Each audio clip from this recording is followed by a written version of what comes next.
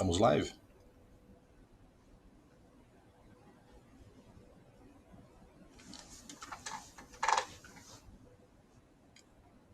Boa noite a todas e todos.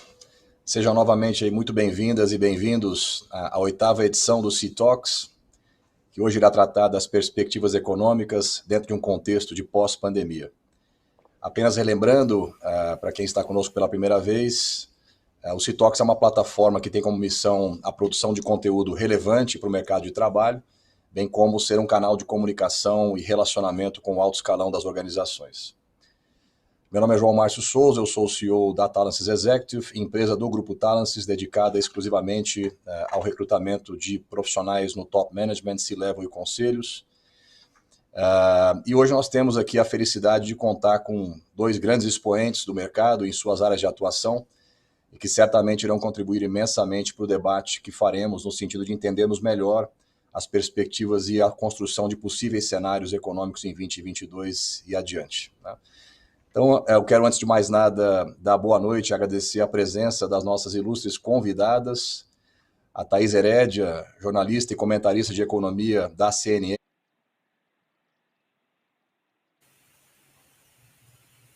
nosso evento, a Zeina Latif, economista de grande renome e reputação e atualmente consultora na consultoria. Boa noite, Zeina. Prazer tê-la conosco também. E ao Flávio Souza, um executivo de grande expressão no mercado financeiro local e internacional, atualmente membro do Comitê Executivo do Conglomerado Itaú Unibanco e presidente do Itaú BBA. Boa noite, Flávio. Seja muito bem-vindo também ao nosso evento. Flávio comentou que ele está tendo um probleminha aí de conexão. Daqui a pouco ele se junta a nós. Eu não estou ainda vendo aqui o Flávio na transmissão. Muito bem, então em nome da Talances Executive e de todos os nossos colaboradores também, e do Talances Group, o nosso muito obrigado por terem aceito o convite e eu quero desejar então um bom evento a todas e todos.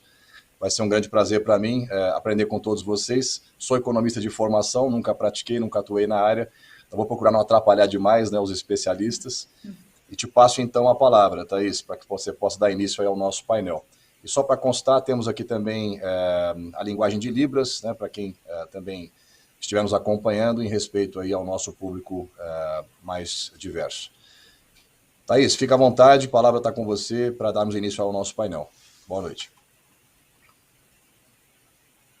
Oi, João Márcio, boa noite a todos, Zeina, Flávio, muito obrigada por esse convite. A gente estava conversando agora um pouquinho nos bastidores e eu costumo dizer que esse tipo de encontro, esse tipo de debate que a gente vai fazer aqui hoje é um insumo importantíssimo para mim, para o meu trabalho, né, que tem esse desafio de fazer a leitura diária do que está acontecendo no Brasil, e não é novidade para ninguém que está conosco hoje como tem sido difícil traçar cenários e tomar decisões. Aliás, esse é um dos principais estímulos para o meu trabalho, é como colaborar para que as pessoas em geral, mas especialmente empresários, mas as pessoas em geral, como é que elas podem melhorar o seu processo decisório, porque todo dia tem uma decisão a ser tomada. No Brasil não é diferente. A diferença aqui são as condições, que são um pouco mais voláteis, né? E têm sido mais voláteis nos últimos tempos.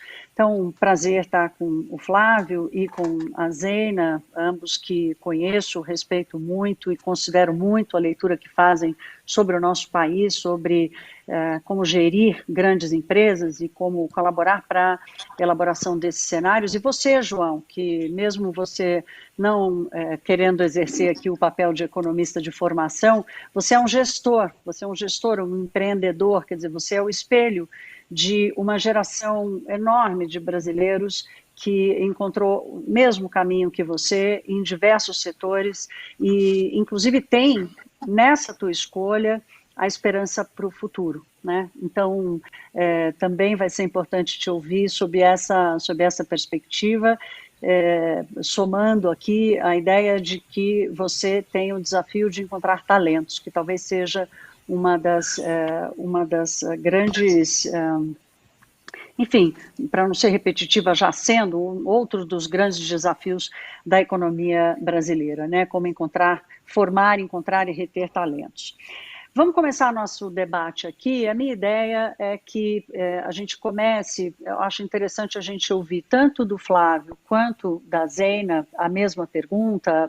João Márcio, se você quiser participar também, eu acho interessante, mas repetir a primeira pergunta para todos, que é fazer uma leitura do momento atual, não exatamente da notícia do dia ou da semana, mas, enfim, nós passamos por uma transição do que foi o choque da pandemia, a surpresa da retomada, e aí alguns momentos de uma expectativa melhor, agora, de novo, um valezinho na esperança e no cenário para frente. Então, queria ouvir vocês um pouco dessa transição e dessa conjuntura atual. Daqui a pouco a gente fala sobre futuro, mas queria ouvir vocês desse último período que atravessamos e como chegamos até aqui. Vou começar pela Zeina, claro, para a gente manter o padrão de ladies first.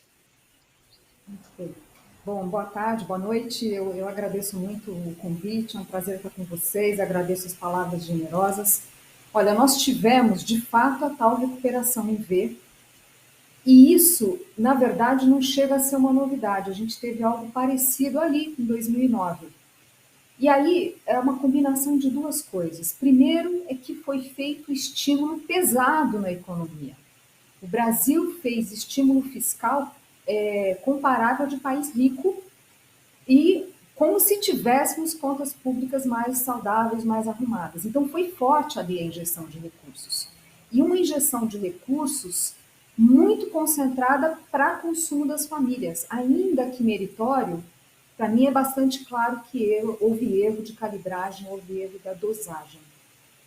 Por exemplo, a gente ter tido aumento de consumo de alimentos na pandemia não faz sentido. A gente ter tido queda de taxa de inadimplência numa crise tão severa são sinais de que houve erro na calibragem. Quando isso acontece, e também tivemos isso em 2009, claro que a sociedade celebra, o setor produtivo celebra, mas a gente não pode esquecer que a fatura ela chega, cedo ou tarde. Ela chega. Às vezes demora um pouco mais. No caso de 2009, demorou um pouco mais. Agora ela vem mais rápido. É um engano pensar que o aumento da inflação que a gente está vendo é apenas fruto de disrupção de cadeia de valor. É muito claro que tem ali essa questão fiscal inflando tanto o câmbio, né, que tem um comportamento muito descolado do que seria o esperado. Se fossem uns parâmetros usuais, a gente deveria estar com uma taxa de câmbio mais próxima de 4,20, né? E isso, obviamente, com repercussão na inflação. A inflação no Brasil, ela começou a acelerar antes do resto do mundo e estamos aí com inflação de 10%. E não vai ser fácil trazer de volta. Então, temos erros, sim, de política econômica, o que não significa que não tenham tido acertos na definição de prioridades, enfim, claro que houve, mas esse cuidado com a calibragem, a gente sistematicamente erra nisso, né? Tem um apelo populista muito grande, mas isso é um problema. Não se brinca com a macroeconomia, né? Porque a macroeconomia, quando ela dá trabalho, ela reduz qualquer efetividade de outra política pública. Você dá numa mão, mas você está tirando na outra. Mesmo um Renda Brasil, um Bolsa Família, se você dá o benefício, mas por outro lado a inflação está alta, bom, o ganho não é tão óbvio. Isso vale para qualquer política pública, além de que quando o ambiente macroeconômico volta a dar dor de cabeça e traz riscos para a economia, isso, obviamente, também atrapalha, às vezes, outras discussões, o avanço de outras discussões. Então, de fato, nós erramos na calibragem, e nesse país, esse é o segundo elemento, né? Neste país em que há tanta demanda reprimida, tantas necessidades, você estimular consumo, a reação é muito rápida. Por isso, a recuperação tão forte. Agora, duas ponderações para o que a gente já está enxergando e que está por vir, né? O Brasil, antes da pandemia, estava com um crescimento bastante medíocre. Não há razões para a gente acreditar que vai ser muito diferente no curto, médio prazo, porque estruturalmente é um país muito frágil, com um potencial de crescimento muito baixo, que na minha avaliação deve ser não muito mais que 1%, alguma coisa por aí. Então, essas restrições estruturais, elas aparecem. Disseminado? Não. Começa a ver aqui e ali, falta profissional de TI, o custo da construção cresceu demais. São, né, sinais que a gente vai observando das dificuldades do país. E é óbvio que a mais clara agora é a questão da energia.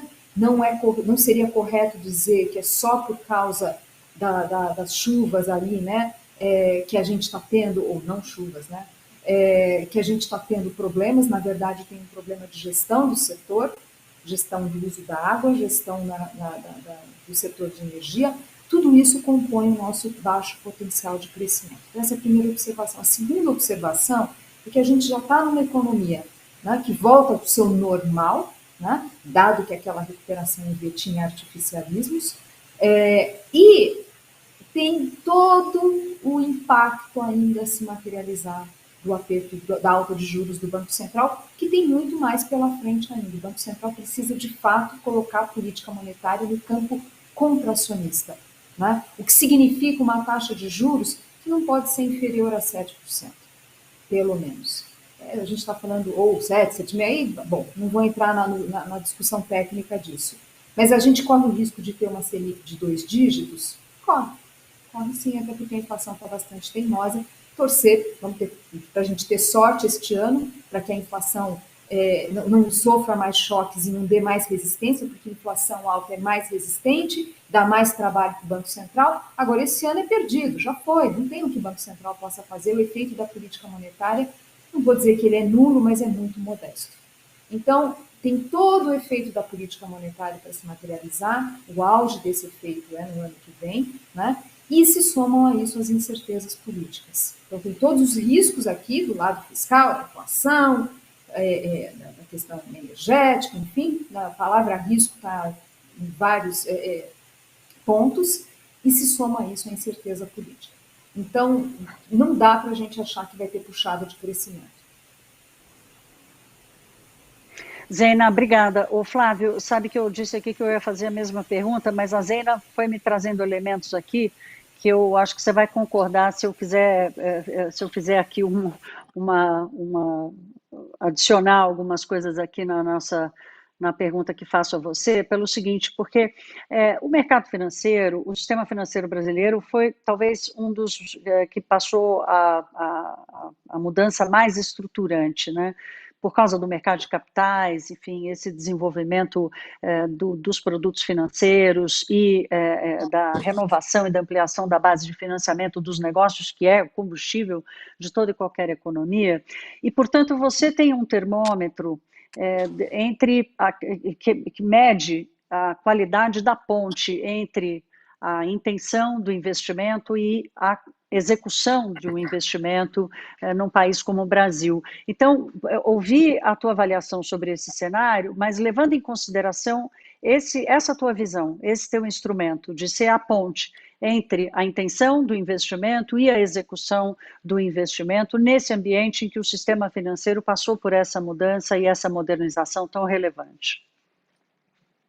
Bom, Thaís, boa tarde. É um prazer estar aqui com vocês. Agradecer a Talences aqui pelo convite, pela oportunidade da gente estar aqui junto. Eu queria começar dizendo que a Zeina me salvou aqui, porque, na verdade, eu tive um probleminha de conexão no início, então eu nem peguei a pergunta. Se eu tivesse que responder a mesma aqui, eu não saberia exatamente, mas eu vi o comentário dela aí com a sua provocação aqui. Eu acho que dá para a gente elaborar um pouco aqui, enfim, sobre a questão se eu entendi bem, sobre a questão do cenário econômico que a gente está vivendo e a questão aqui relacionada, como é que é o papel do mercado financeiro, toda essa transformação, como é que a gente está vendo isso, né? Olha, eu acho Exatamente. que a gente, como você colocou, Thaís, eu acho que a gente está vivendo realmente uma transformação muito relevante no mercado financeiro. Eu acho que isso vem de alguns anos e talvez o principal fator, a principal alavanca que a gente viveu de uma forma muito diferente. Eu estou usando aqui viveu porque eu acho que a gente já está iniciando um ciclo contracionista, então os juros estão aumentando, mas a gente viveu nesses últimos anos e acho que talvez o principal fator para isso tenha sido lá atrás a aprovação do teto de gastos em 2016, né? Daí a sua importância da preservação do teto de gastos, tão discutido aí nos dias de hoje, em que a gente viu uma taxa de juros em patamares que a gente nunca experimentou aqui no Brasil, né? Então, talvez até exagerado esse patamar que a gente viveu recentemente, enfim, extremamente expansionista, mas a realidade é que esse fator da taxa de juros no patamar que a gente viveu, ele provocou uma transformação que a gente ainda não tinha vivido. Então, só para citar como exemplo, num ano como esse, de 2021, no qual a gente está saindo de um ciclo pandêmico, né? Espero que estejamos de fato saindo de um ciclo pandêmico, a gente está tendo um ano recorde em mercado de capitais, né? A gente está tendo um ano aqui em que a quantidade de transações, a gente olha a quantidade de IPOs, né? São mais de 50 transações, e quando a gente olha para os follow-ons aqui, entre IPOs e follow-ons são mais de 70 transações, é um ano recorde na história de mercado de capitais aqui do Brasil, mesmo comparado com 20, que já tinha sido um ano bom. A gente vê movimentos semelhantes também no mercado de renda fixa, enfim, é um crescimento realmente muito importante que a gente vê em todos os mercados de risco, né? A gente, alguns anos atrás no Brasil, basicamente a gente não tinha alternativas em mercados de private equity, mesmo em hedge funds, em fundos imobiliários. Toda essa transformação, na minha visão, tem uma correlação muito importante, direta aqui com o ambiente de taxa de juros. E, naturalmente, eu acho que isso é muito saudável, né? Quando você vive esse ambiente, eu acho que isso é, de fato, transformador, porque os indicadores por si só, a quantidade de transações, ele é um termômetro.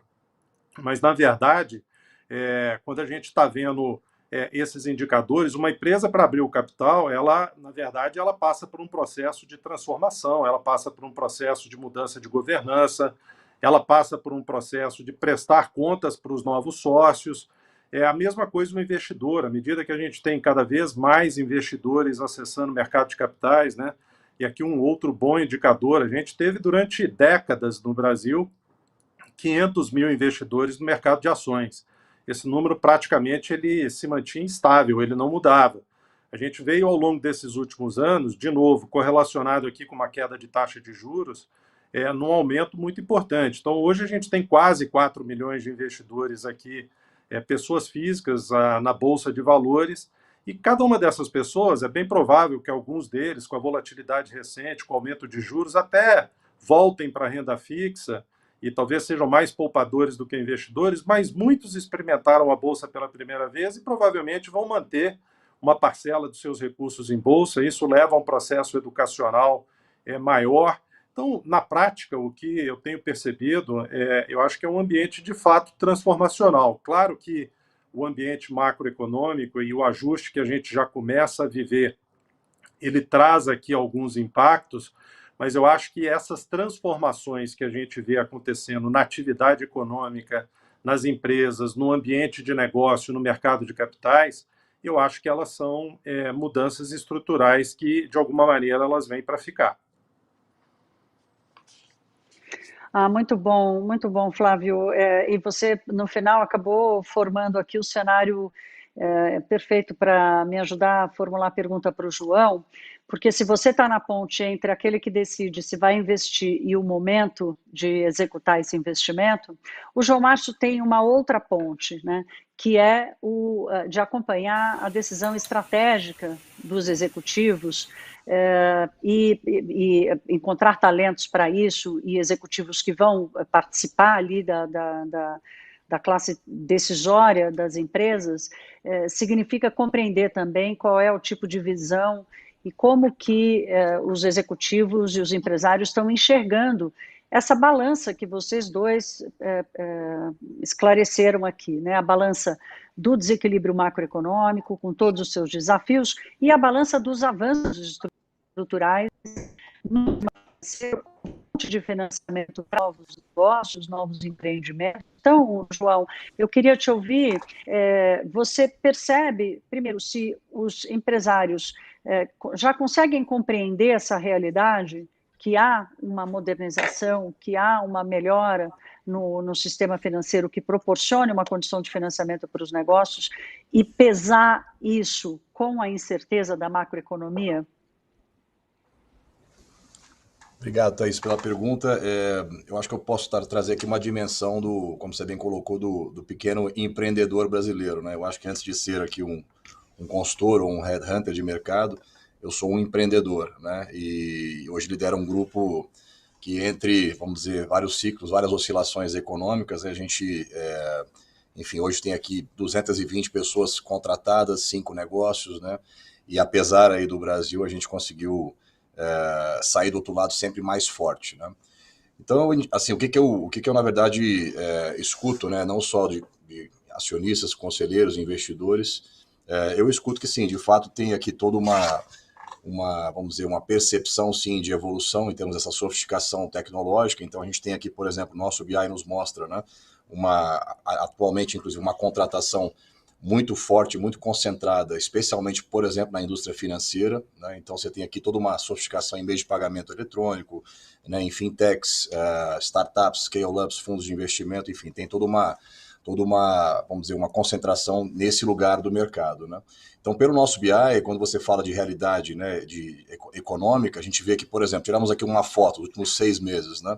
E aí a nossa indústria, Thaís, ela é uma indústria que reflete muito qualquer tipo de conjuntura, né? Nós estamos na indústria do emprego. Então, quando você tem qualquer tipo de conjuntura ou oscilação econômica, a gente sente imediatamente, a gente sente em todos os níveis da pirâmide, né? Então, últimos 6 meses, a gente viu, por exemplo, uma concentração muito forte, né? Sendo que 26% aqui em indústria, né? Aí com destaque para embalagens, química fina, automotivo. E aí 50% da nossa contratação no grupo aconteceu muito concentrado em tecnologia, financial services, healthcare, bens de consumo, que são indústrias que normalmente fazem a manutenção aí do mercado, que não param nunca, na verdade, né? Quando a gente olha, por exemplo, a questão da hierarquia das contratações, a gente tem aqui que 27% das contratações foram feitas em posições de liderança, né? E enquanto que em momentos melhores de mercado, né, nós tínhamos isso um número muito maior do que esse. Então, eu tenho hoje 7% de contratações no C-Level, né, eu já tive 20% no passado. Isso é um indicador para mim muito forte de que nós precisamos de PIB, né, para voltar a ter, obviamente, na nossa indústria, uma realidade um pouco mais fértil, né, de contratação. Então, quando se fala da contratação no alto escalão, C-Level, diretoria, né, conselhos, isso é totalmente, diretamente ligado à questão macroeconômica. Se eu tenho um PIB favorável, eu tenho aqui uma agenda de investimento, eu ponho esses planos à frente e eu contrato o executivo, né, que vai dar direcionamento àquela agenda estratégica da companhia. Caso contrário, eu tenho aqui um represamento natural, né, daquele nível de contratação, que é o que está acontecendo agora com esses 7% que eu te comentei, né? Então, apesar aí da gente estar vendo aí, obviamente, uma sofisticação muito maior, acho que em geral, né, em termos da maturidade do nosso mercado, governança corporativa, agendas mais estratégicas acontecendo, no final do dia, PIB é o que põe a nossa indústria para frente, né? Então, nós tivemos aqui, se eu te mostrar o gráfico da minha receita, você vai se sentir aqui numa montanha russa aí de resultados, assim, um sobe e desce impressionante, né? Enfim, e aí eu acho que para fechar, né, o que reflete muito essa realidade até de tecnologia que você colocou, né, de sofisticação tecnológica, as funções que nós mais contratamos ao longo desse período foi exatamente tecnologia voltada ao mercado financeiro, né, vendas e marketing que nunca para, mas na verdade é vendas e marketing muito voltado a e-commerce, digital marketplace, né, logística e supply que abasteceu a pandemia aí nesse período todo, né. Então tem um BI que reflete muito o atual momento, né, que eu diria que é um mercado aquecido em nichos, né, meio de lado ainda, mas sem de fato uma agenda de investimento, né, em termos de contratações no alto escalão, tá? Olha, quem está assistindo a gente vai achar que não, mas vai achar que eu estou mentindo, mas a gente não combinou. A Zena deixou a dica para o Flávio, que deixou a dica para o João e que agora me dá de bandeja o elemento para a pergunta para a Zena, que é exatamente o PIB, né? Esse PIB que falta para manter essa velocidade da transformação, como o Flávio disse, e a intensidade da transformação no dia a dia das empresas, Zena. Fica para você essa tarefa amarga, minha cara, você disse na sua primeira resposta que o PIB potencial do Brasil, ou seja, a nossa capacidade de crescimento hoje nas suas contas está em torno de 1%. O Brasil teve um crescimento medíocre, como você também colocou, mas ainda assim as empresas, como sempre no Brasil, surpreendendo e encontrando formas de se manter e de se renovar. Eu queria te ouvir, eu acho que esse é um questionamento que eu ouço bastante, de como é que vai se dar esse equilíbrio a partir de agora, quer dizer, essa dinâmica, ou essa habilidade do empresário brasileiro de sempre ter conseguido lidar com os nossos desequilíbrios. Esse montanha-russa que o João citou, qualquer gráfico da economia brasileira é exatamente assim, né? Quer dizer, você quer entender a economia brasileira, qualquer indicador que você botar num gráfico, ele vai estar sempre assim. Essa volatilidade faz parte da nossa história. Então, queria te ouvir um pouco, diante do que ouvimos do Flávio e do João, onde está o PIB, como ele pode crescer, do que ele depende que ele apareça e cresça.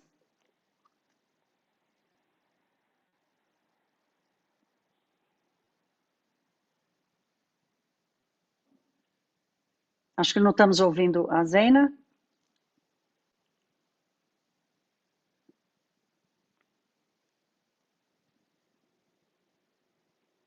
Mas você conseguiu me ouvir, Zena? Sim.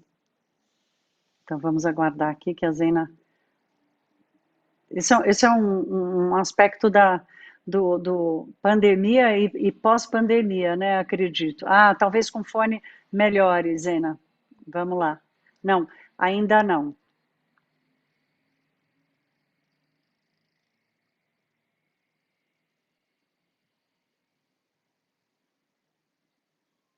Eu posso dizer que na televisão a gente tem enfrentado, ainda não, Zena, não estamos lhe ouvindo? Não, ainda não. Nós vamos fazer o seguinte, então eu vou passar a bola para o Flávio. Flávio, deixa essa pergunta do PIB para a Zena lá, que essa tarefa já vai ficar para ela, meu caro. Eu quero te ouvir. Você fala dessa dinâmica, dessa quantidade de negócios, na falta do PIB, diante desse fermento, né, que todos os negócios precisam. Qual é a velocidade esperada, ou qual é vamos dizer assim, a força que você espera que essas mudanças estruturantes que aconteceram e permitiram essa mudança que você citou aqui, ela vai se dar nos próximos anos? Olha, Thaís, eu acho que naturalmente um ambiente no qual a gente começa a ter um ciclo de alta de juros e que a gente projeta para o ano que vem uma desaceleração importante, acho que a Zena vai elaborar depois em relação ao PIB. É claro que isso traz impactos também para as empresas, isso é inevitável.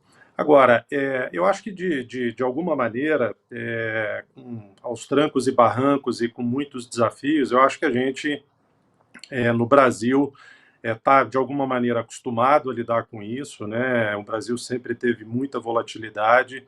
Eu acho que a gente tem aqui um setor empresarial, um setor produtivo, muito competente, muito criativo, muito trabalhador, que encontra o seu caminho. Então essas mudanças estruturais que a gente tem vivido, elas claro que a gente gostaria de vê-las numa velocidade diferente e a gente gostaria de vê-las de uma forma definitiva, ou seja, aquilo que a gente conquista, a gente depois mantém e constrói a partir daquilo e não renuncia e dá passos para trás.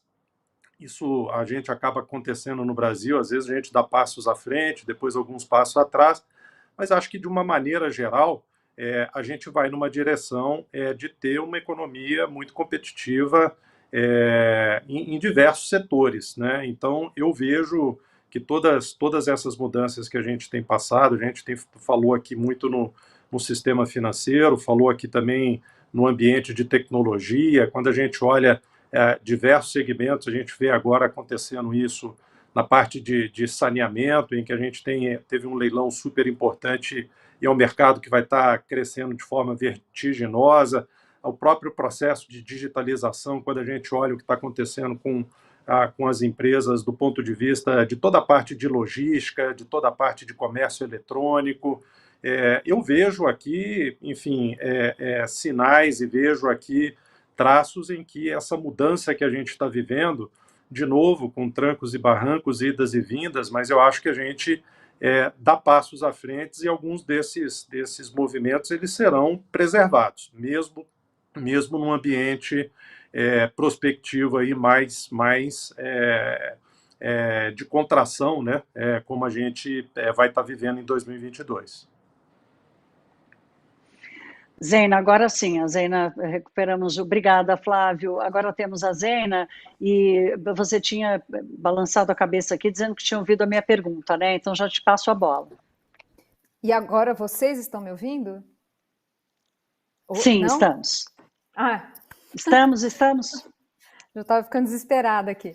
Olha, eu vi sim, ouvi a pergunta. Olha, esse tal custo Brasil, né, que é baixa qualidade e infraestrutura insuficiente, a mesma coisa com mão de obra, ambiente difícil de negócios, esse chamado custo Brasil que engloba tantas coisas, ele gera uma tendência à concentração da economia, do setor produtivo, né? As pessoas ficam muito irritadas com os grandes conglomerados, com as grandes instituições, mas a verdade é que isso é muito fruto do custo Brasil. Você precisa ter escala de produção no Brasil para conseguir diluir esses custos. E aí, a não ser que a empresa esteja num nicho muito específico, é muito difícil sobreviver, né? Se tiver ainda concorrência de equivalente lá fora, né, do produto importado, aí a vida fica impossível e a gente vê, além dessa concentração em termos de empresas de grande porte, também concentração na produção de poucos produtos, né? Então, por exemplo, na questão do agribusiness, enfim. Claro que tem ali um conjunto de empresas, e aí isso distingue o Brasil da experiência de países parecidos, emergentes, vizinhos nossos, que a gente tem uma enorme quantidade de empresas. Claro que muitas delas né, com a pandemia não conseguiram sobreviver, mas uma enormidade de empresas que são, de certa forma, acabam se mantendo, mas muito em função de políticas públicas que são equivocadas. E aí são empresas, geralmente, com baixa produtividade, e isso reduz muito o potencial de crescimento do Brasil. Então, nós erramos em muitas políticas públicas, que gera esse desenho.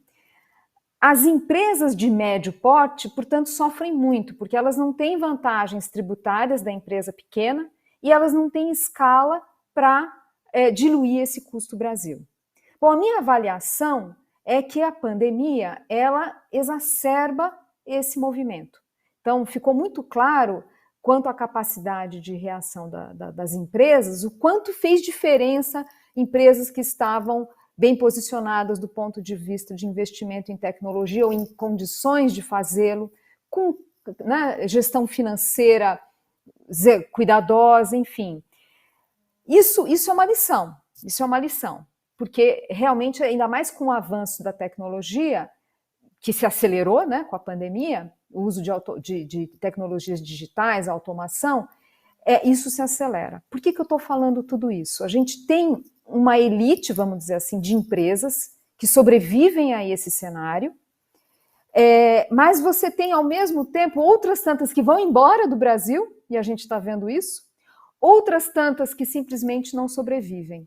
A gente teve no ano passado, não que isso seja ruim, mas ilustra o momento do país. No mundo no mundo todo teve muito movimento de fusão e aquisição. No Brasil foi um ano recorde, né? Recorde. Pensando no movimento doméstico, né? Não de aquisição de fora, porque no caso a gente teve queda muito forte de investimento direto estrangeiro, inclusive com redução de market share do investimento direto no Brasil, o market share nosso no mundo, né? Então, por que eu estou dizendo tudo isso? Cada vez, assim, a gente precisa rapidamente avançar com essas reformas, que é o mantra de todos os economistas, que, diga-se de passagem, o governo Temer teve muita importância e muitas reformas foram, sim, né, têm sido, sim, aprovadas no atual governo. Agora, a gente precisa acelerar, né, porque o que está acontecendo é que a gente está tendo na economia uma divisão muito grande. A gente tem ali empresas que vão bem, segmentos do mercado de trabalho em que, inclusive, falta mão de obra, como no caso de TI. Quando a gente olha ajustes salariais de algumas categorias forte, até isso aí é uma tremenda dor de cabeça para o Banco Central. E, por outro lado, você tem uma imensa maioria da população que não participa dessa festa, que não tem qualificação para isso, né? Que estão em segmentos de baixa produtividade e que provavelmente não vai voltar a contratar como se espera. A gente tem visto números bons, é verdade, de geração de emprego, mas a tendência é desacelerar.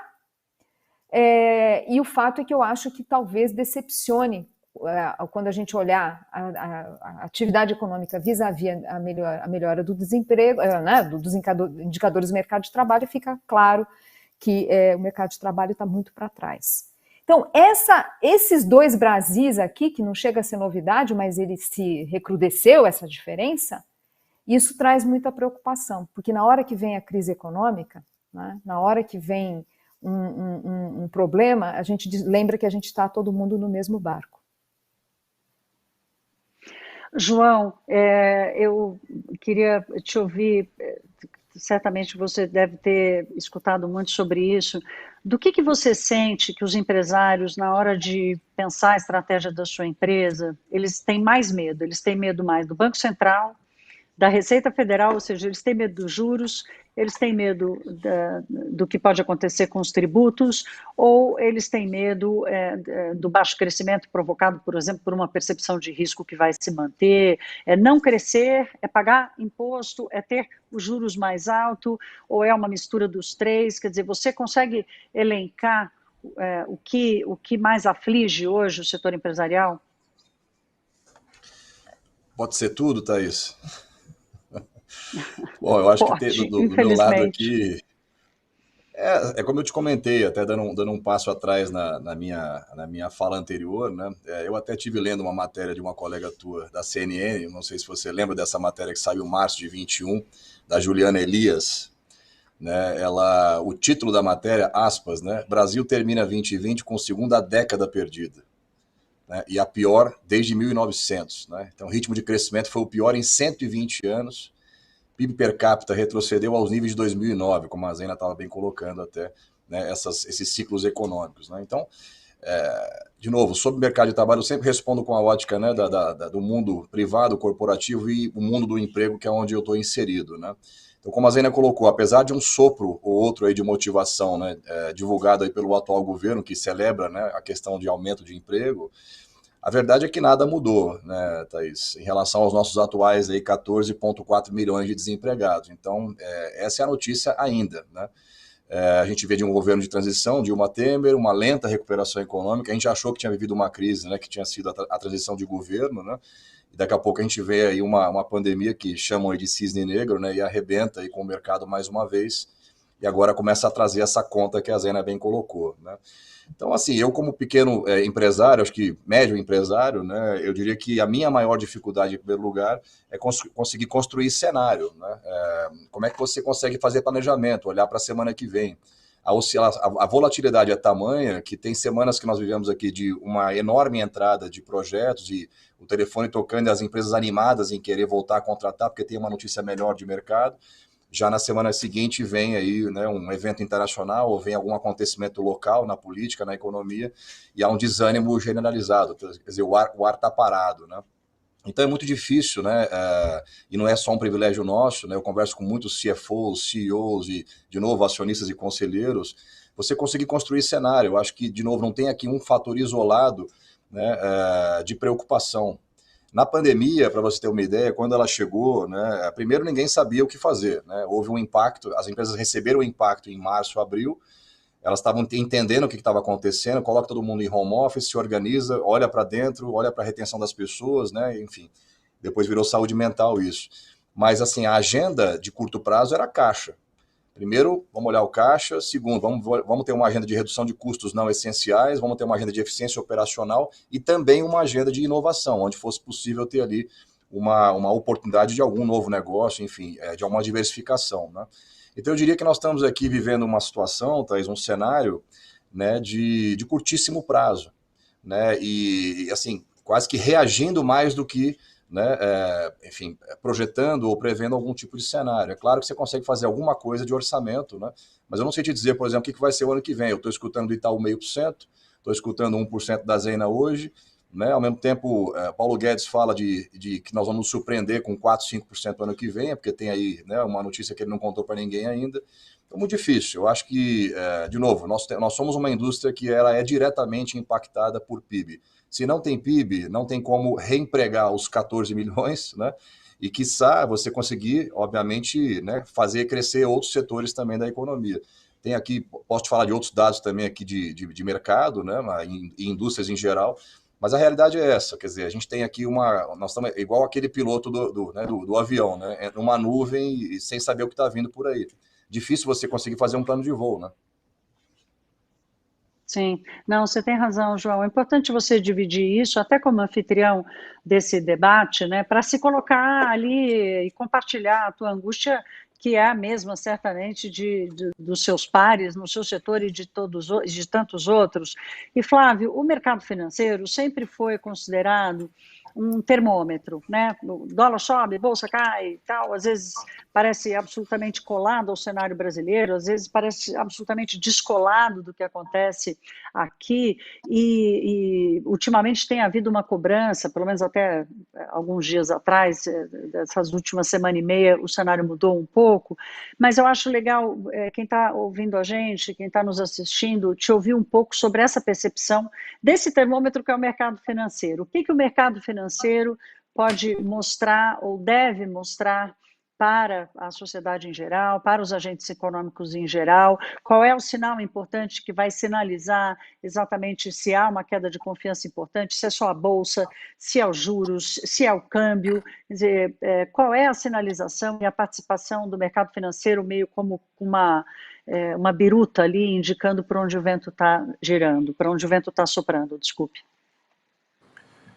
Olha, Thaís, o mercado financeiro, como você colocou, às vezes parece um pouco descolado, um pouco vamos dizer, do mundo real, mas na verdade o mercado financeiro, ele muitas vezes ele antecipa, né, o que a gente vai enxergar no mundo real. Isso normalmente você reflete nos preços dos ativos hoje aquilo que o mercado está enxergando que vai acontecer nos meses que vem à frente, né?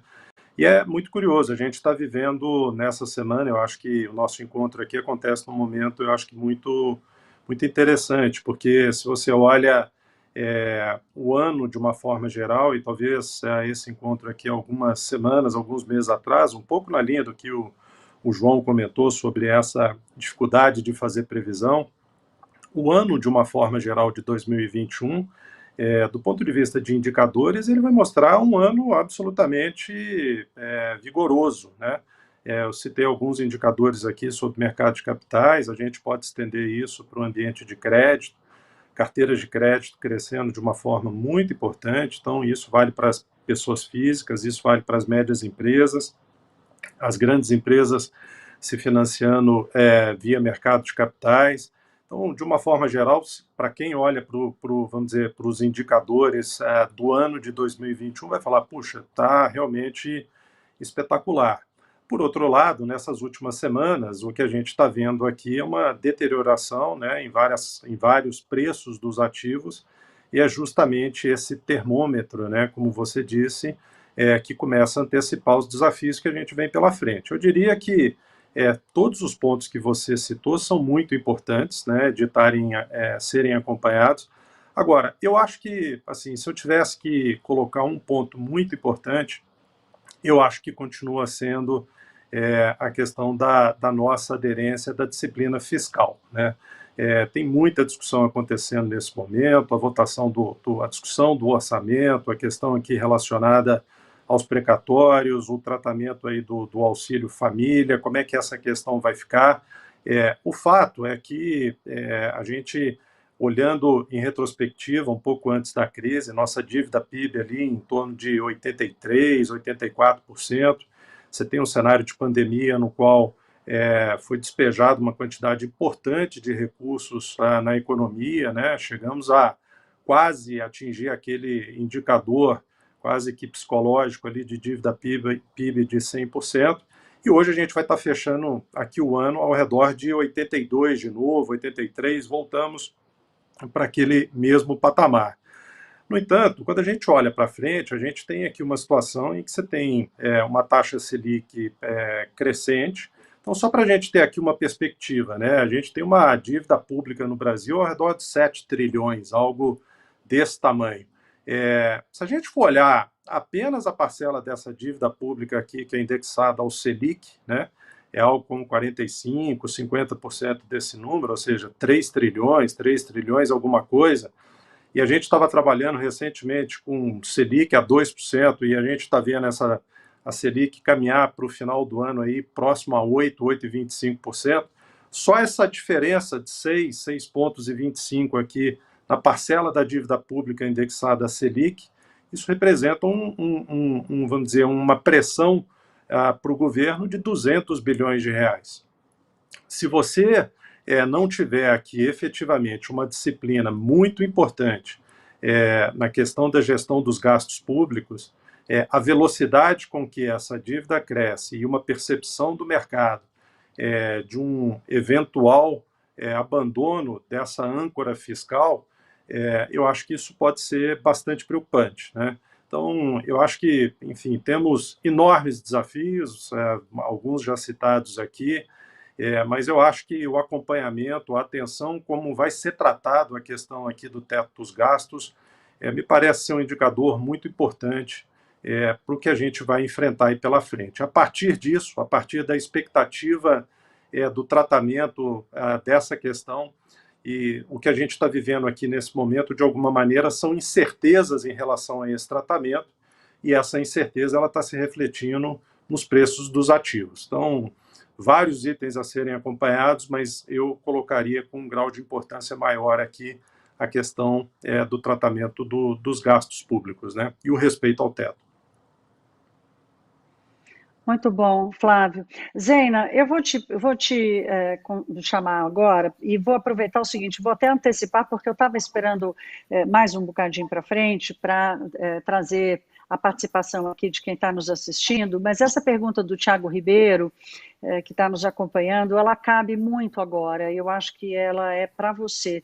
Ele diz assim, olha, a economia é feita de ciclos, e ele quer saber, dessa vez foi diferente pelo caráter humano da crise, decorrente da pandemia, ou é só mais um ciclo? Ou seja, nós estamos vivendo um ciclo econômico clássico, daqueles que vimos desde que Adam Smith inventou a economia, ou tem uma coisa bem diferente e, portanto, as soluções têm que ser diferentes, a revisão do que está errado tem que ser diferente, ou o tratamento daquilo que já sabemos que deu errado, está errado, como você pontuou aqui, precisa ser mais rigoroso.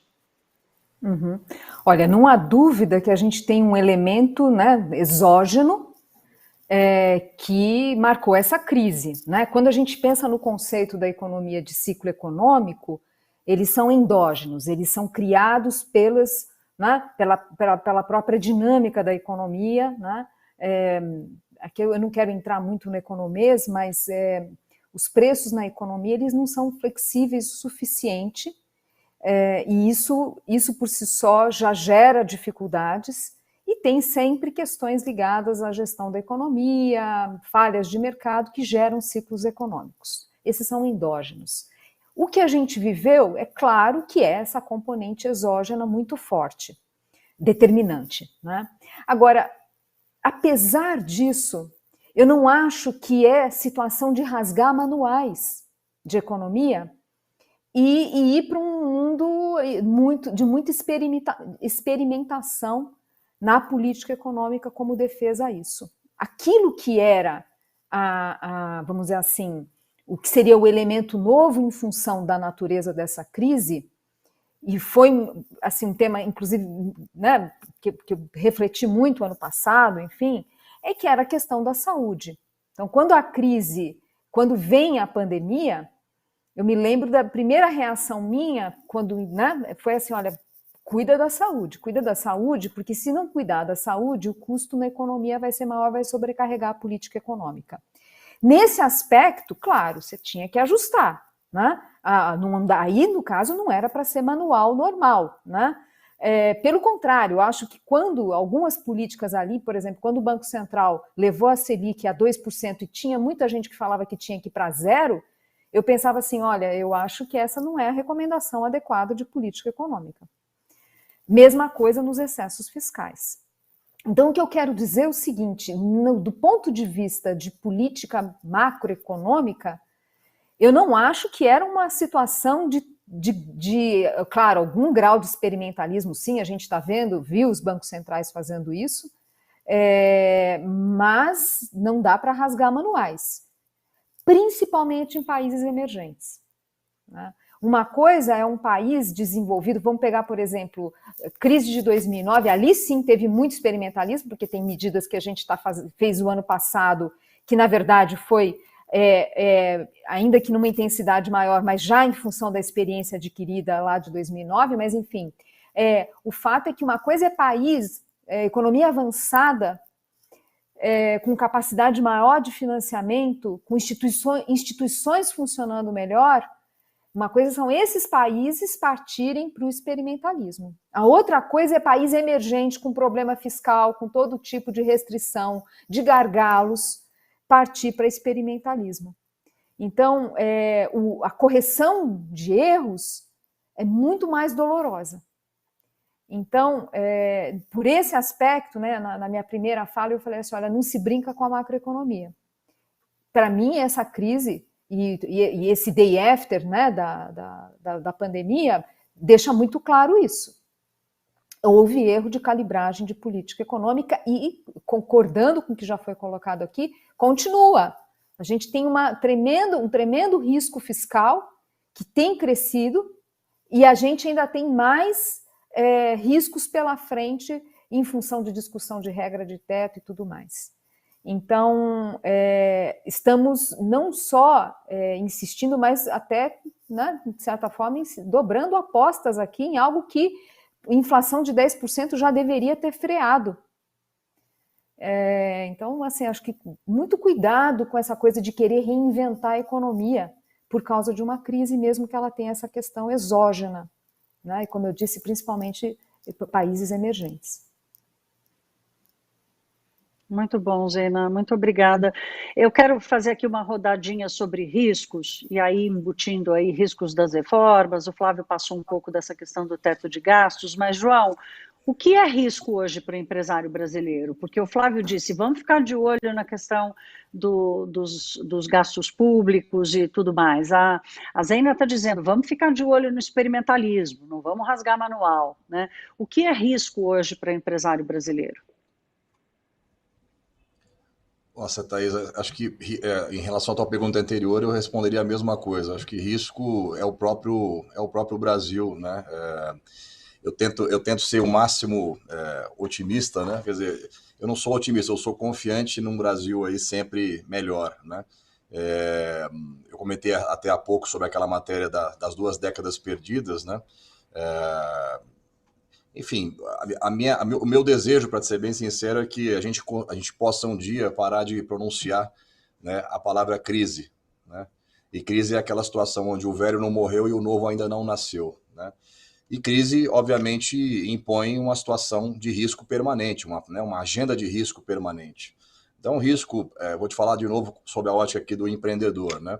Risco é você lançar um novo negócio, né, e depois ter que, enfim, fechar essa nova operação, é contratar pessoas e daqui a X semanas, né, você ter que demitir essas pessoas porque teve uma oscilação, né, e o mercado derreteu. Né? Risco é você, enfim, ter ali uma agenda de um CAPEX, onde você põe um monte de dinheiro no investimento, né? E, enfim, você não tem aqui a continuidade daquele investimento acontecendo, enfim, tem ali uma notícia que te faz, né, retroagir. Então, eu diria que, assim, o risco, na minha opinião, principal do empresário brasileiro hoje, na minha opinião particular, é o risco do dinheiro, inclusive, o custo do dinheiro, né? Você tomar uma linha de banco hoje, quer dizer, é algo, quer dizer, já tá ficando cada vez mais caro, está subindo de preço novamente, né? Eu acho que é um risco de capital permanente, é um risco do custo do dinheiro permanente, é um risco país permanente, né? Um risco fiscal permanente, trabalhista permanente, né? E aí, a boa notícia, eu acho que tem para o Brasil, né?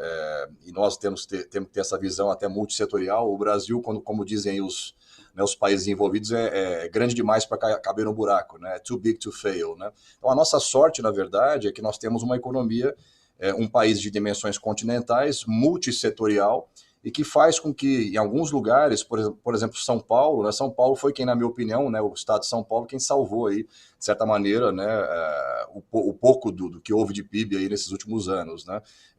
O mercado não parou 100%, tem ali lugares ou nichos setoriais onde você tem coisas acontecendo, né? Eu diria que, assim, objetivamente, Thaís, o risco Brasil, na minha opinião, é o principal risco aí para o empresário, né? Nós não podemos mais ter tanta volatilidade, tanta oscilação, né? A gente não pode mais conviver com essa sensação de instabilidade perene, né? Por mais, né? Nós precisamos entrar numa agenda, né, de maior estabilidade, de programas de mais médio e longo prazo, ou seja, uma certa estabilidade maior que nos permita ter continuidade nas coisas, né? É o que falam que o Brasil não é um país para amadores, né? Isso tem que sair da agenda, na minha opinião. Agora, quanto tempo vai levar isso? Nós estamos também participando dessa construção toda, né? Nós somos pioneiros de um país em desenvolvimento, emergente, quer dizer, com todas as suas assimetrias, né, e dificuldades em todos os sentidos estruturais, né? Então, o meu desejo é esse, que a gente pare de pronunciar a palavra crise um dia, mais rapidamente, né, e que o risco Brasil possa ser aí, obviamente, mais mitigado, né, a gente consiga ter paz, para ser bem sincero, para empreender no Brasil.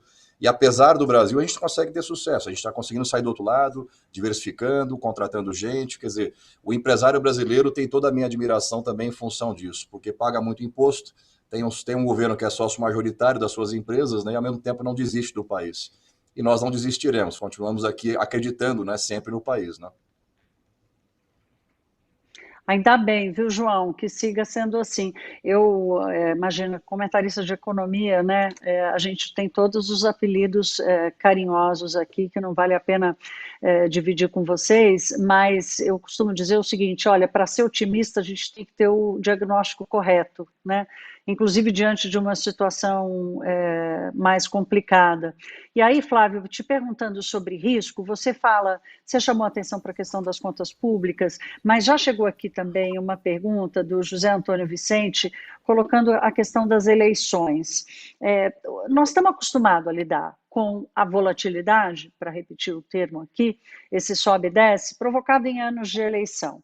E temos certeza de que 2022 tem vários componentes novos aí, com esgarçamento institucional importante, né? Então, o teu componente de risco está mais focado em 2021, onde, inclusive pela lei, os governos são capazes e têm a permissão de fazer mexidas relevantes ali no orçamento, e 2022 vai ficar mais uma questão mesmo de retórica política.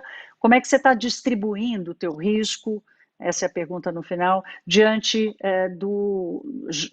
de agora, fiscal, e do ano que vem, da eleição. Olha, Thaís, eu acho que, assim, sem dúvida, já é muito mais prospectivo, muito mais olhando para 22. Para mim, 21 está dado, né? Quando você olha para 21, muito do que comentamos, a gente vai fechar o ano com indicadores que, se a gente olhasse isoladamente e saísse do contexto que a gente está vivendo, a gente vai ver indicadores, enfim, de atividade, o PIB crescendo, a gente vai ver aqui redução da dívida pública em relação ao PIB, né? Nós tivemos um período expansionista muito forte para fazer frente à pandemia no ano passado, então esse ano essa situação ela está encaminhada, a gente tem visto aí, inclusive do ponto de vista de arrecadação, movimentos, resultados mensais muito expressivos. Então, eu acho que do ponto de vista do risco para 2021, esse ano está dado, eu acho que a gente efetivamente está olhando para 2022, e acho que o componente eleitoral ele é mais um fator de instabilidade, né? Quando a gente está discutindo aqui a questão do teto, por exemplo, como fazer caber as questões que, enfim, têm natureza mais estrutural, quando a gente está falando aqui de, enfim, dos precatórios, que surpreenderam por essa conta enorme, perto de 90 bilhões, mas a gente está falando também como é que você vai lidar aqui com a questão de, enfim, programas sociais e etc., então, eu acho que esse risco de 2022 associado a um ano político que tradicionalmente ele traz mais volatilidade e ele traz uma postura de cautela, né? Se a gente for olhar historicamente no Brasil, no mercado financeiro, por exemplo, os anos de eleição, em geral, são anos em que o nível de atividade em mercado de capitais ele é menos intenso. Isso é histórico, e por trás disso tudo está um componente de cautela que talvez nesse ano seja até mais acentuado, dado o ambiente de grande polarização que a gente está vivendo. Então, eu acho que, sem dúvida nenhuma, eu acho que a questão de risco que a gente tem que ter presente aqui está muito mais já projetada para 22. Eu acho que é um ano de travessia, um ano de transição, um ano em que a atividade econômica está contratada, que vai ser muito menos intensa. É necessário o aumento de juros que a gente está vivendo para fazer frente a essa inflação persistente que a gente está vendo. É uma inflação que tem elementos exógenos, tem elementos endógenos, então é inevitável que a gente, enfim, aplique aqui uma política monetária mais contracionista para esse momento, e tem que ser um ano de travessia, né? Eu acho que tem que ser um ano de travessia para que, enfim, a gente possa, a partir disso, tentar olhar para os anos futuros aí com um pouco mais de previsibilidade, com um pouco mais de tranquilidade. Ótimo, obrigada, Flávio. Zena, eu estava pensando aqui, né, quando junta o depoimento do João com a análise do Flávio, e você disse, olha, eu não quero falar muito economês e tal, mas economia é uma ciência humana, né, e ela é exatamente o reflexo do comportamento desses dois depoimentos que nós ouvimos aqui, né, tanto do Flávio, a questão da cautela, quanto do João, né, eu preciso tirar a palavra crise do meu business plan. E daí eu queria te ouvir um pouco isso também, desse cenário de mais cautela. Já temos uma previsão do PIB mais baixo, mas estamos vindo de uma década menor, quer dizer, nós recebemos aqui agora há pouco uma pergunta do Juliano Ferreira, eu acho que ele está precisando respirar, nós estamos precisando dar um pouco de oxigênio para ele, porque ele está perguntando assim, existe algum lado bom para esse pós-pandemia? Tem alguma coisa que pode ajudar a gente? Quer dizer, pelo menos para, talvez, quem sabe, Juliano, para a gente entender melhor o que cobrar, pelo menos, né? O que cobrar das lideranças, Zena, para que o Juliano respire um pouco mais e todos nós, e o resultado dessa cautela e desse tira a crise da minha frente cause menos estragos na economia. Uhum. Olha, eu acho que tem várias coisas positivas, viu, Thaís? Primeiro, a capacidade de adaptação do setor privado. Ainda que, claro, as grandes empresas, a gente sabe disso. Mas também, enfim, de uma forma geral, todos nós nos adaptamos. Por que esse ponto é importante? A gente tem, na nossa cultura, lamentavelmente, se dá muito peso no papel do governo fazendo intervenção da economia, estimulando a economia. E a gente tem um setor privado com muita força, né? Então, na verdade, o que o Estado precisa é parar de atrapalhar, porque na crise, a forma como o setor produtivo reagiu mostra que há condições para isso. Não é que nós estamos numa situação pré-capitalista e que vem a crise e nada acontece porque o setor privado, enfim, não reagiu, não sabe fazer. Não é nada disso. Isso é importante porque eu acho que ajuda a, aos poucos, ir consolidando essa visão no Brasil de que, olha, não precisa o tempo todo o Estado ficar estimulando a economia e regulando e tentando controlar, estabelecer mais regras, que é o que marcou a nossa história, né? Então, eu acho isso muito positivo. Eu vejo outra coisa que nós temos muitas lideranças políticas interessantes no Brasil, nos vários estados, que fizeram boas gestões de crise, né? E nada como concorrência na política para fazer uma democracia amadurecer, né? Já foi citado aqui o caso da vacina de São Paulo. O movimento de São Paulo, que foi por causa de uma concorrência, né, política, e é bom que não se veja isso com preconceito, para isso que serve, né, os políticos, para entender os anseios da sociedade e buscar atender da melhor forma possível, de forma responsável, e foi isso que motivou o próprio governo federal a correr atrás do prejuízo e fazer mais aquisição de vacinas. Então, tem muitas lideranças, assim, eu estou citando aqui a experiência de São Paulo, mas eu não quero ser injusta, tem muitos governadores fazendo trabalhos muito bons. Boas reformas de previdência, boas reformas, no caso, reforma administrativa, boa gestão, em todas as regiões do país, em todas. Isso é fantástico, isso é fantástico. Porque o Brasil precisa ter novas lideranças e que tenham, né, essa concorrência na política e de boa qualidade. A outra coisa é que, ainda que tenha ainda polarização na economia, eu acho que talvez um pouco menos, né? Eu acho que a gente não pode julgar a sociedade como um todo apenas pelo calor das redes sociais. A indignação dos jovens, a indignação da sociedade é algo importante, né? Claro que quando vai para a radicalização, claro que não, mas a indignação, ela é importante, porque isso move a política também. Então, tudo isso para dizer que eu acho que tem elementos muito interessantes aqui, né? Que certamente vão ser assuntos bom, sem contar que os jovens, né, têm uma outra mentalidade, tem preocupação ESG, enfim, tem muita coisa acontecendo, essas preocupações batendo no setor privado, então o setor privado também entendendo que não existe mais business as usual. Então tem um amadurecimento no país. É claro que, à luz dos nossos desafios, precisa acelerar esse negócio, né? Precisa a entrega ser acelerada. A gente não pode perder oportunidades de fazer reformas. Agora, eu acho que esses temas, eu acho que a tendência é aparecerem, mais ou menos, na campanha do ano que vem. Então, eu acho que sim, tem muitos elementos positivos, sim. Eu não sou pessimista. Tá vendo, Juliano? Respirou você, respiramos todos nós.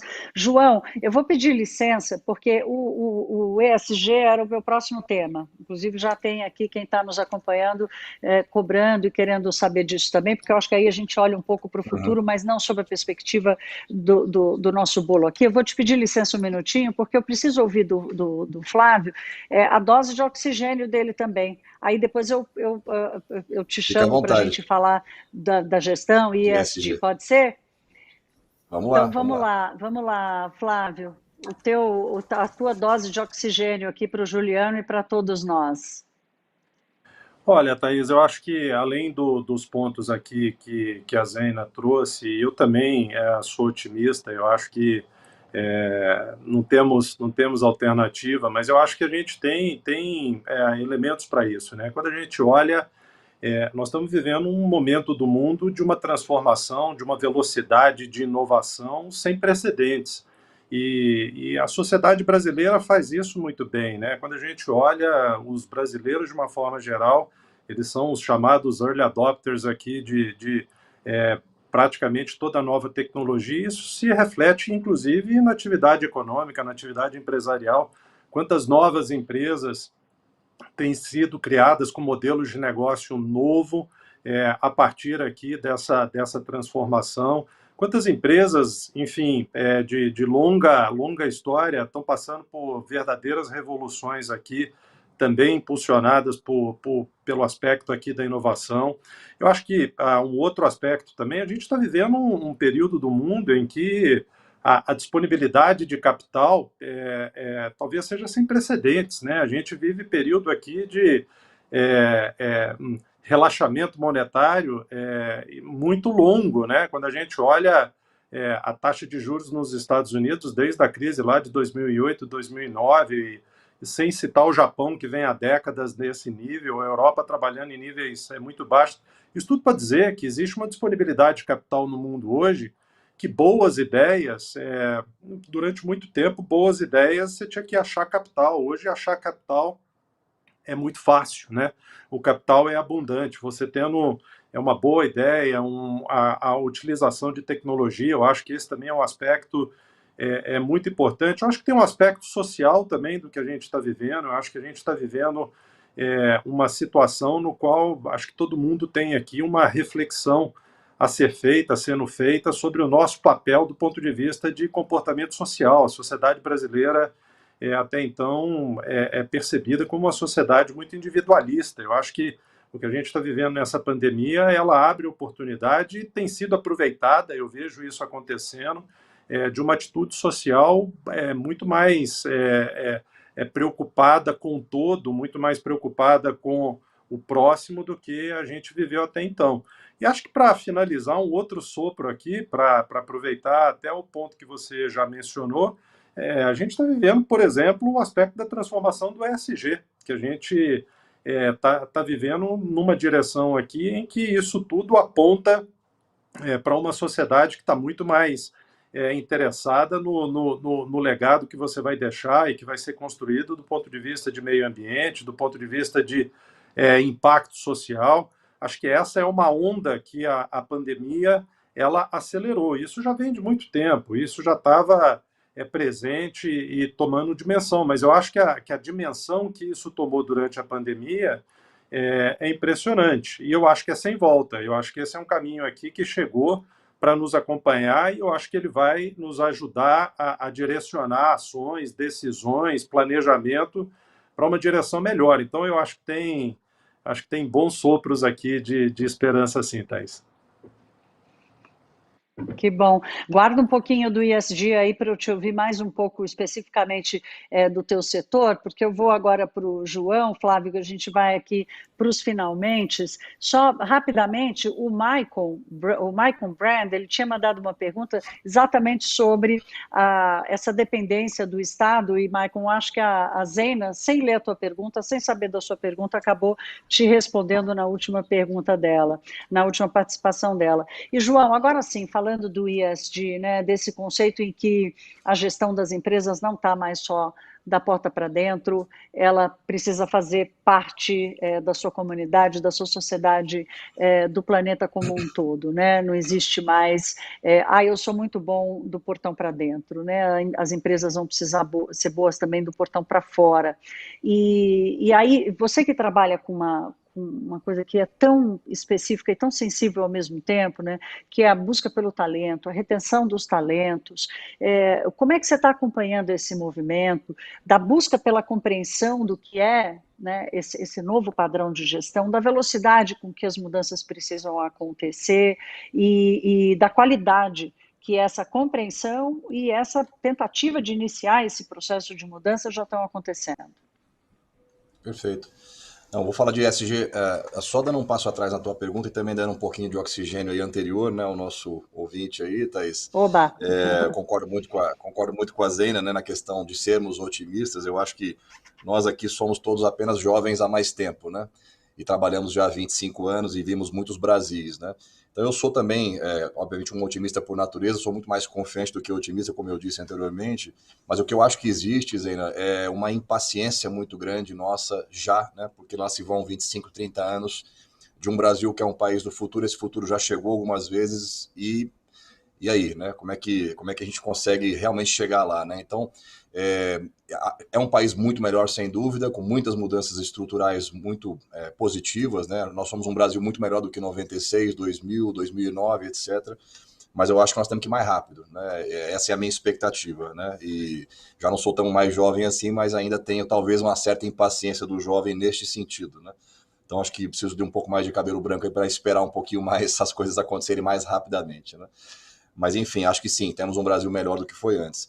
Sobre ESG, Thaís, sem dúvida uma discussão, mais uma consequência de um mercado que vem em ondas, né? Então, eu que já estou em Executive Search há 20 anos, acompanhei um pouco de tudo, né? Acompanhei consolidação de setores, né? A gente vê que sempre tem um tema do momento, né? Então, a consolidação que houve do sistema bancário, telecom, indústria automotiva, né? A bolha de internet, quer dizer, tudo isso a gente viu de perto, tudo isso se traduziu em recrutamento no final do dia, né, de algumas funções especialistas. Então tiveram temas vários, como, vocês vão se lembrar disso, né, a questão dos ERPs, né, do SOX, IFRS, hoje a questão do digital, né?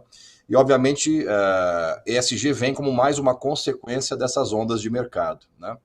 Então, acho muito positivo, eu acho que o ESG, ele, na verdade, é a ampliação e a sofisticação de um tema que já vinha sendo tratado, que você tem algumas empresas que são pioneiras no mercado, que falavam já de sustentabilidade, né? Só que é uma sustentabilidade muito mais ampliada, em dimensões mais diversas, né?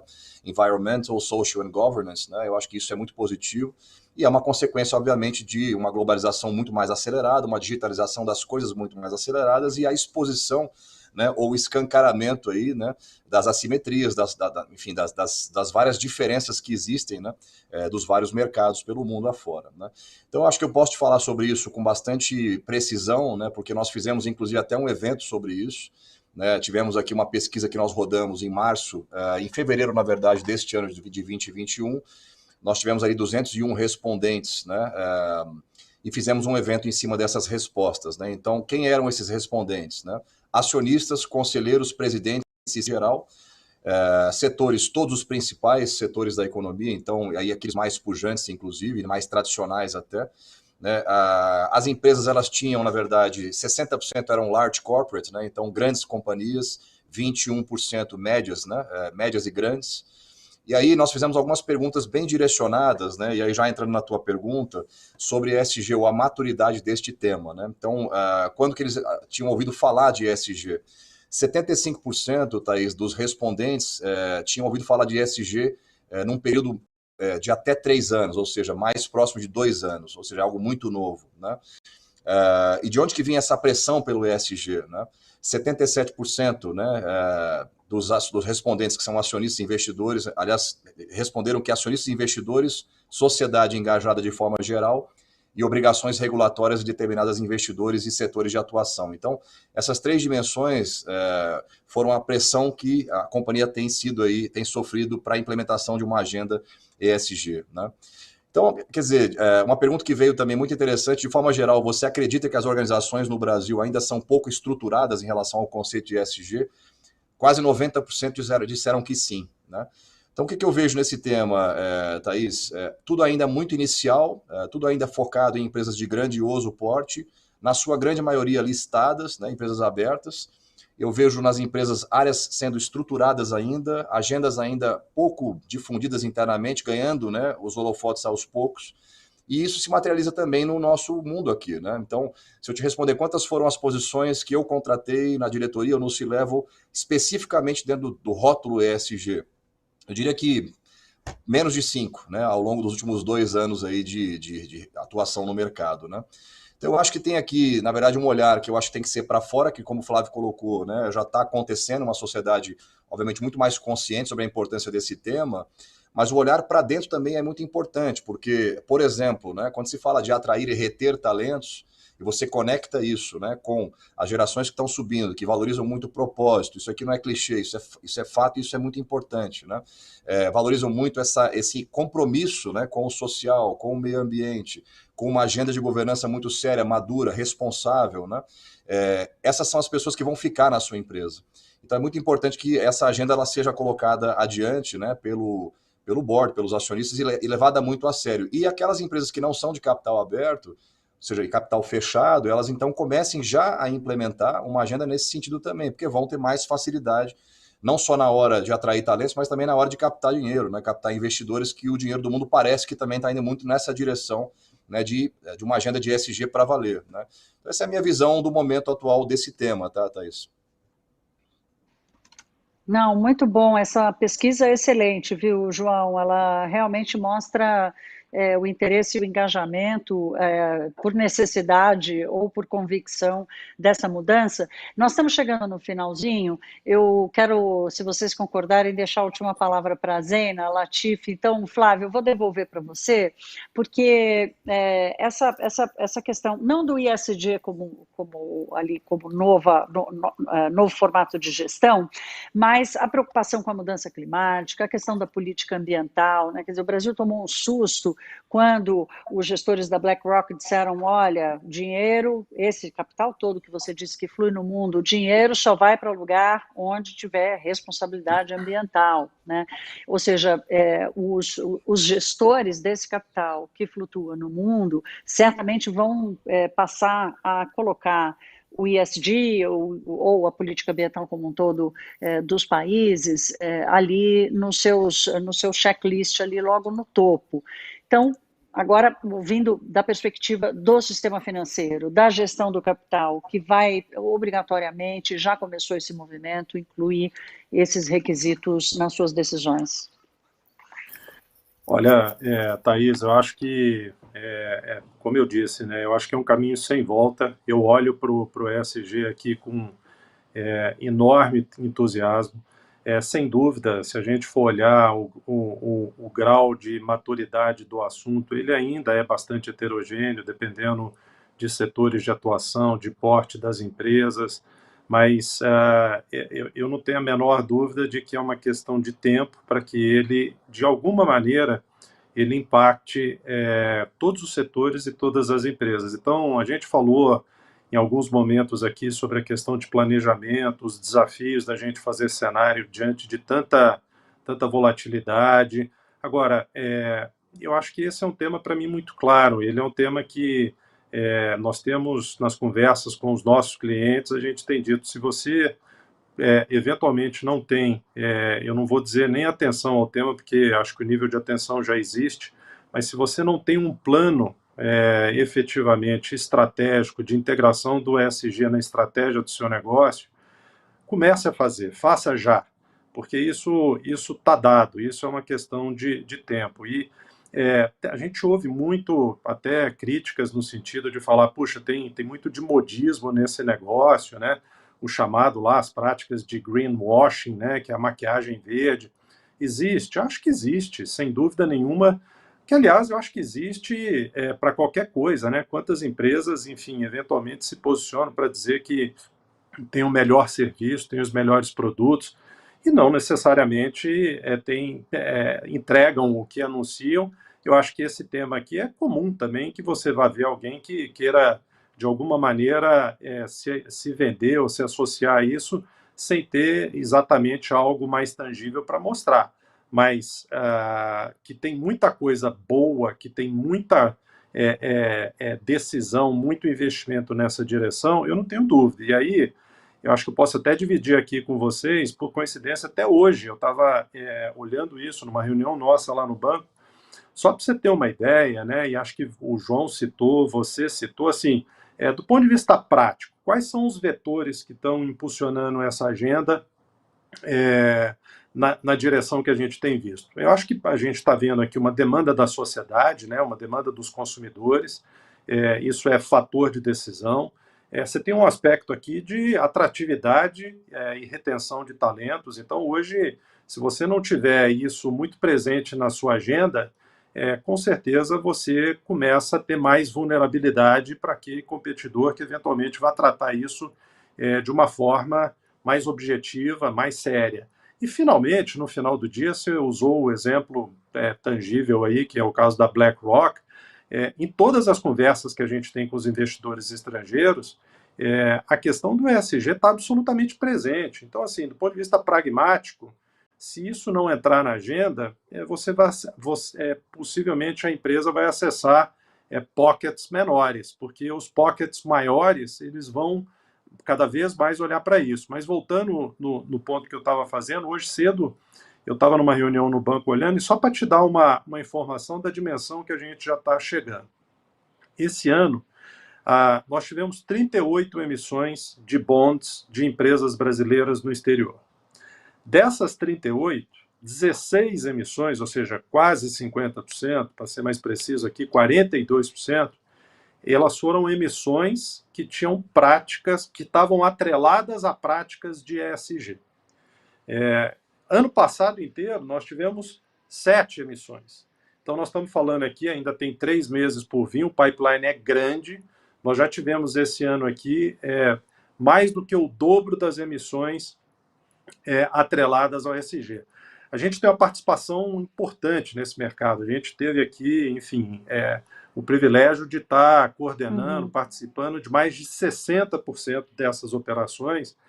Isso coloca a gente aqui numa posição muito privilegiada para poder conversar com os nossos clientes do que eles têm feito nessa área. E é absolutamente extraordinário. Por fim, só para também colocar aqui o nosso posicionamento, ou seja, até alguns anos atrás, o tema da sustentabilidade, né, você citou a questão da porta para dentro, ele sempre esteve presente aqui no nosso dia a dia, no nosso processo de tomada de decisão, mas quando a gente está olhando da porta para fora, né, antes a nossa conversa com os nossos clientes, ela era uma conversa muito voltada para a questão, enfim, de finanças, estrutura de capitais da empresa e etc. Hoje em dia eu tenho um time dedicado para discutir as questões de ESG com os nossos clientes. E para discutir como é que o ESG se integra na estratégia dos clientes. Então, está absolutamente presente, eu acho que é um caminho sem volta, obviamente, de novo, heterogêneo, chegando em algumas empresas, em alguns setores, mas a minha sugestão, mais do que uma sugestão, a minha recomendação aqui, se esse assunto não está incorporado na estratégia do seu negócio, faça. Ainda há tempo, mas esse tempo anda, né? Esse tempo está passando. Muito bom, Flávio. Olha, você acabou respondendo a Maria Fernanda Baker aqui, que tinha perguntado exatamente se vocês viam isso como uma coisa passageira ou como tendo vindo para ficar. Então, vamos fazer aqui a última pergunta para a Zeina Latifi, porque, Zeina, como é que essa mudança nesse padrão de gestão mexe com a macroeconomia? E aí eu quero te ouvir e aproveitar a sua presença aqui para tocar num tema de muita sensibilidade e que, por mais que a gente tenha ótimos exemplos de sucesso, de cases de sucesso no Brasil, ainda somos um dos países mais desiguais do mundo, né? Com a maior desigualdade. A pandemia, então, nos jogou nessa situação. Então, essa mudança de gestão, essa mudança de olhar para o futuro na macroeconomia, o que ela exige e qual é o alcance desse braço para resgatar essas pessoas e para diminuir essa desigualdade no Brasil. Thaís, para além da questão moral, né, falando da economia, é claro que a desigualdade ela tem impactos na qualidade democrática, deixa o país mais vulnerável a riscos de retrocessos, e obviamente tem implicações em mercado consumidor, em qualidade da mão de obra, quer dizer, tem muitas razões econômicas, né, para além da questão moral, é claro. Nessa questão do ESG, eu arrisco dizer que desses 3, onde a gente está com mais problemas é justamente o S, né, do social. Então, que esses ventos, que essas novas discussões estejam associadas a mudanças de crenças da nossa sociedade em ter mais zelo pela questão social, começando pela educação que foi historicamente negligenciada. E nós estamos num momento que educação não se trata de alocar mais recursos, mas é muito mais da questão da gestão. E a gente está perdendo tempo, né? Acho que o governo está falhando miseravelmente nessa questão. Então, esses assuntos todos, né? Por isso quando eu falei numa outra intervenção, estamos todos no mesmo barco, é isso mesmo. Então, que a questão, que o S ali, do ESG, cresça, as empresas pensarem como elas podem atuar nesse sentido. Porque vai ser bom para a empresa, vai ser bom para o país, vai ser bom para a democracia, vai ser bom para a formação da mão de obra, enfim. Está aí algo que a gente não pode descuidar.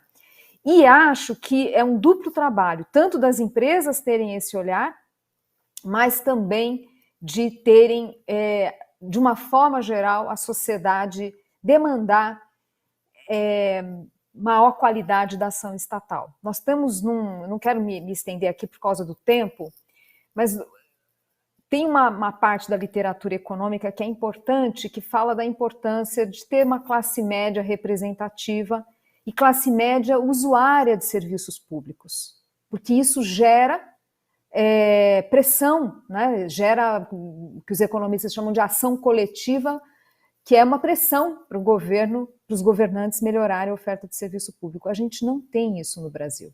Nós não temos essa tal classe média representativa usuária de serviço público. Então, por isso que para a gente, né, uma situação como a nossa, acelerar esse S é essencial.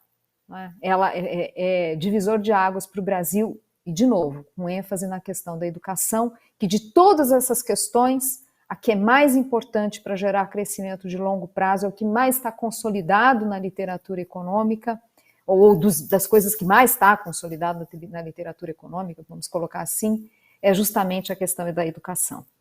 Nesse mundo em que a tecnologia avança tão rápido, aumentou ainda mais a necessidade de capital humano.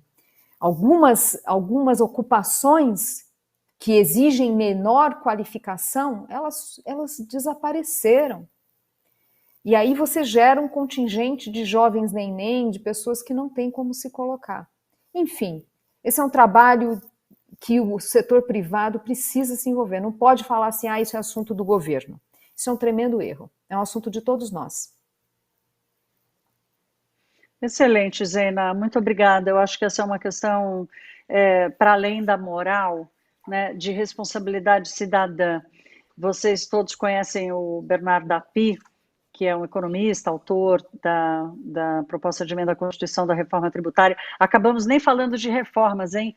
Porque, afinal, o debate acabou indo para uma discussão tão interessante aqui, mas, de qualquer forma, eu quero só lembrar essa coisa que a Zena disse, que me fez lembrar isso. O Bernard Tapie criou um instituto que se chama Centro de Cidadania Fiscal, e eu disse a ele, quando ele anunciou esse nome, eu falei, olha, eu nunca vi essas duas palavras juntas no Brasil, a cidadania e o fiscal, ou seja, isso é um pouco uma apropriação, não só de como o nosso dinheiro está sendo gasto, mas como ele está sendo distribuído, e essa questão social é super importante. Eu vou passar a bola para você, João, não sem antes agradecer ao Flávio, à Zena, pela oportunidade de ouvi-los, aprender com vocês, ouvir você, João, que tem que pega no pulso, né, de quem toma decisões importantes todos os dias, com reflexos, inclusive, sociais importantes. Foi um prazer, um privilégio dividir essa hora e meia com vocês, aprendi muito, e boa sorte, bons negócios, boas análises, e que a gente consiga carregar esse S com mais força, mais orgulho e melhores resultados para o Brasil. Muito obrigado, Thaís. Eu que agradeço aí a tua presença e brilhante moderação, né? Já esperava que fosse ser isso mesmo, né? Te acompanho de perto na CNN, vou continuar acompanhando. E parabéns aí pela moderação, foi um prazer poder ter a tua liderança nesse sentido.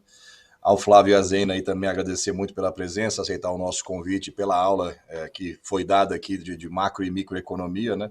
Eu tentei ficar um pouquinho na esteira ali, mas é difícil acompanhar duas pessoas tão seniors nessa área, mas enfim, tentei dar uma dimensão um pouco mais aqui de RH e mercado de trabalho e de emprego, né, como eu comentei algumas vezes. Mas foi um super prazer, essa live vai ficar aí gravada para a gente poder assistir quantas vezes nós desejarmos aí para o futuro. E aproveito então para encerrar então essa nossa 8ª edição aqui do C-Talks.